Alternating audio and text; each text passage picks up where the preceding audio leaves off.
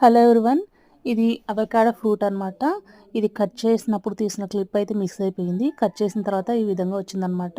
డైరెక్ట్‌గా తిందామనుకుంటే అసలు టేస్ట్ అనేది అసలు ఏం బాగోలేదనమాట. మొత్తము బటర్ లాగా ఒక పులుపు లేదు, తీయగా లేదు, కారం లేదు, ఏం లేదు. ఓన్లీ చప్పగుందనమాట. అలా తినలేక ఎందుకు వేస్ట్ చేయడము, ఒక్కటి రూ. 82 పడిందనమాట. 82.9 పైసా.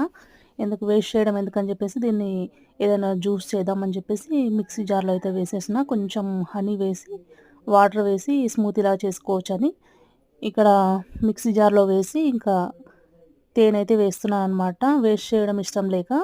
ఇవన్నీ ఇక్కడ లోకల్‌గా దొరకవు. దొరికినా సరే చాలా కాస్ట్‌లీ ఉంటది. ఒక్కటి రూ. 100 ఉంటుందని జెప్పేసి ఒకేసారి 10 తీసుకొచ్చామనమాట.